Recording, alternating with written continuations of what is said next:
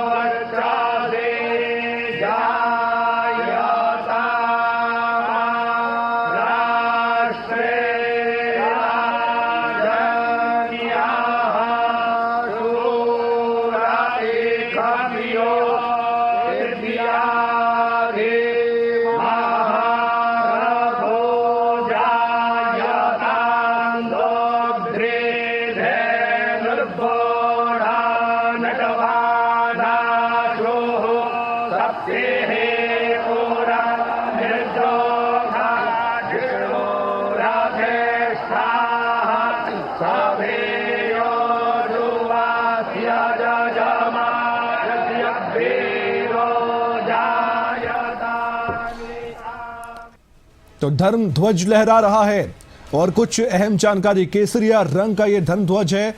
बेहद खास बातें धर्म ध्वज को लेकर। ध्वज की लंबाई 22 फीट है जो कि अब लहरा रहा है आकाश में। ध्वज की चौड़ाई 11 फीट है। बहुत खासियत है हमारे इस धर्म ध्वज की। ध्वज 42 फीट का है और 161 फीट का शिखर है राम मंदिर का। ध्वज पर 3 चिन्ह चिन्हित किए गए हैं और इसके मायने भी हैं। वो भी आप जान लीजिए। ध्वज सूर्य भगवान का प्रतीक माना गया है। इसके साथ ही इस धर्म ध्वज को लेकर यह भी मैं आपको बताना चाहता हूं कि सनातन परंपरा में केसरिया त्याग, बलिदान, वीरता और भक्ति का प्रतीक है। और अब 4 तस्वीरें दिखाने का समय है। इन 4 तस्वीरों से इस खास पल को आप समझ सकते हैं। पहली तस्वीर है जिसमें आपको प्रधानमंत्री नरेंद्र मोदी नजर आ रहे हैं सप्त ऋषि मंदिर में जाते हुए। इसके अलावा दूसरी तस्वीर में शेषावतार मंदिर में गए, वहां भी दर्शन पूजन किया। माता अन्नपूर्णा मंदिर में भी प्रधानमंत्री गए और रामलला की भी पूजा करते हुए नजर आए प्रधानमंत्री नरेंद्र मोदी। ब्रेकिंग बुलेटिन में आगे बढ़ते हैं। वाकई में सदियों के घाव भर रहे हैं। अयोध्या से यह भी हम आपको बता दें कि धर्म ध्वजा की स्थापना हुई तो पीएम मोदी ने संबोधन दिया। उनकी तरफ से कहा गया कि सदियों के घाव अब भर रहे हैं, सदियों का संकल्प आज सिद्धि को प्राप्त है। ये ध्वज संकल्प है, ये ध्वज सफलता है। आइए उनकी बड़ी बातें आपको सुनवाते हैं। सदियों की वेदना आज विराम पा रही है। सदियों का संकल्प आज सिद्धि को प्राप्त हो रहा है। आज उस यज्ञ की पूर्णाहुति है जिसकी अग्नि 500 वर्ष तक प्रज्वलित रही। जो यज्ञ एक पल भी आस्था से डिगा नहीं, एक पल भी विश्वास से टूटा नहीं। आज भगवान श्री राम के गर्भगृह की अनंत ऊर्जा, श्री राम परिवार का दिव्य प्रताप इस धर्म ध्वजा के रूप में इस दिव्यतम भव्यतम मंदिर में प्रतिष्ठापित हुआ है। और साथियों, ये धर्म ध्वजा केवल एक ध्वजा नहीं, ये भारतीय सभ्यता के पुनर्जागरण का ध्वज है। इसका भगवा रंग, इस पर रचित सूर्य वंश की ख्याति, वर्णित ओम शब्द और अंकित कोविदार वृक्ष राम राज्य की कीर्ति को प्रतिरूपित करता है। ये ध्वज संकल्प है, ये ध्वज सफलता है, ये ध्वज संघर्ष से सृजन की गाथा है, ये ध्वज सदियों से चले आ रहे स्वप्नों का साकार स्वरूप है। पीढ़ियों की प्रतीक्षा साकार हुई, ये कहना है मुख्यमंत्री योगी आदित्यनाथ का। धर्म ध्वजा की स्थापना पर मुख्यमंत्री योगी आदित्यनाथ ने भी अपनी दिल की बात कही। एक नए युग की शुरुआत हुई है। आज पीढ़ियों की तपस्या साकार हुई। मंदिर 140 करोड़ भारतीयों के गौरव का प्रतीक है। संकल्प और विश्वास का सूर्य उदय हुआ है। हम एक नए भारत का दर्शन कर रहे हैं, ये बातें कही गई। ध्वजारोहण उस सत्य का उद्घोष है कि धर्म का प्रकाश अमर है और राम राज्य के मूल्य कालजयी हैं। आदरणीय प्रधानमंत्री जी, 2014 में जब आपने भारत का नेतृत्व संभाला था, उसी दिन कोटि कोटि भारतवासियों के मन में, उनके हृदय में यह संभावना, यह संकल्प और विश्वास का सूर्योदय हुआ। आज वही विश्वास, वही तपस्या, वही अनगिनत पीढ़ियों की प्रतीक्षा आपके कर कमलों के माध्यम से साकार रूप से पूरे भारतवासियों और सभी सनातन धर्मावलंबियों के समक्ष आज इस भव्य राम मंदिर के रूप में है। श्री राम मंदिर पर फहराता यह केसरिया ध्वज धर्म का प्रतीक है, मर्यादा का प्रतीक है, सत्य, न्याय और राष्ट्र धर्म का भी प्रतीक है। यह विकसित भारत की संकल्पना का प्रतीक भी है, क्योंकि संकल्प का कोई विकल्प नहीं। और पिछले 11 वर्ष में बदलते हुए भारत को हम सब ने अपनी आंखों से देखा है। धर्म ध्वजा की स्थापना हुई है। आरएसएस प्रमुख मोहन भागवत का भी बयान सामने आया। उन्होंने संबोधन दिया। कहा गया कि आज हम सब के लिए एक सार्थकता का दिवस है। कई राम भक्तों ने अपने प्राण तक अर्पण किए हैं। मंदिर बनने में समय लगा है। हमारे संकल्प की पुनरावृत्ति का ये बड़ा दिवस है। राम राज्य का ध्वज जो कभी अयोध्या में फहराता था और संपूर्ण विश्व में अपने आलोक से सुख शांति प्रदान करता था, वो ध्वज आज फिर से नीचे से ऊपर चढ़ता हुआ और अपने शिखर पर विराजमान होता हुआ हमने अपनी आंखों से देखा है, इसी देह में देखा है। ध्वज प्रतीक होता है।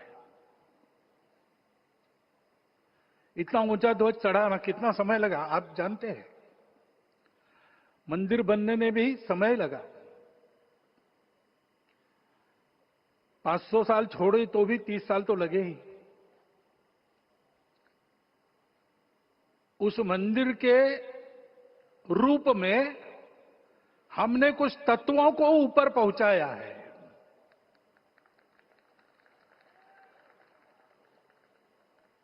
सारा विश्व जिससे ठीक चलेगा, अपने व्यक्तिगत जीवन, पारिवारिक जीवन से लेकर तो सृष्टि जीवन तक सबका जीवन जिससे ठीक चलेगा,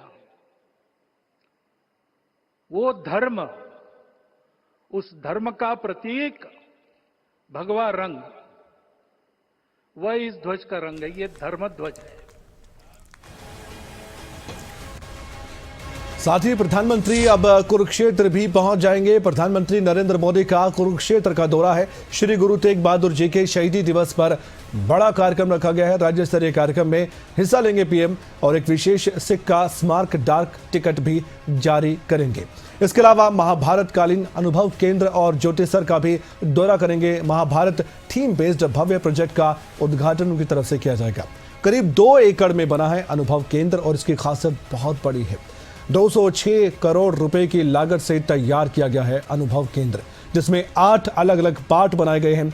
द्रौपदी का चीरहरण, घोड़ों की दौड़, रथ के पहियों की बड़ी आवाज और तीरों की बारिश। इसके अलावा श्री कृष्ण के उपदेश भी यहां पर दिखाए जाएंगे। नवनिर्मित पंचजन्य का भी उद्घाटन करेंगे पीएम मोदी। भगवान कृष्ण के पवित्र शंख के सम्मान में निर्मित महाभारत के प्रसंगों को भी दिखाया गया है। ब्रह्म सरोवर में दर्शन और पूजन भी करेंगे प्रधानमंत्री। ब्रह्म सरोवर पर महाआरती में शामिल होंगे। मुख्यमंत्री नायब सैनी भी उनके साथ मौजूद रहेंगे पग पग पर।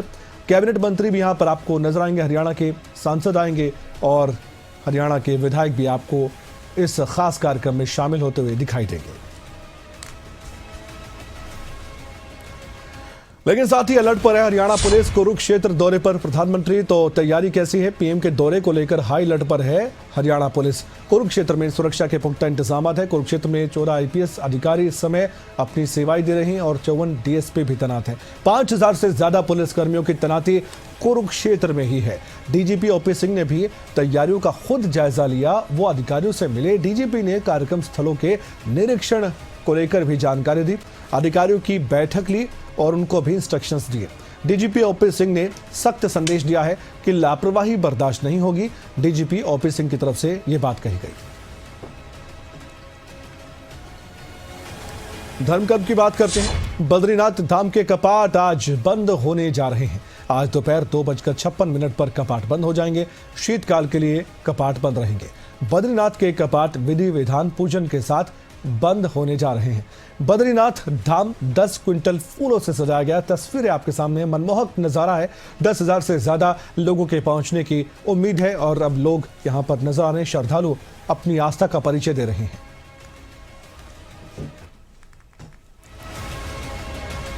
हिमाचल विधानसभा का शीतकालीन सत्र कल से शुरू हो रहा है।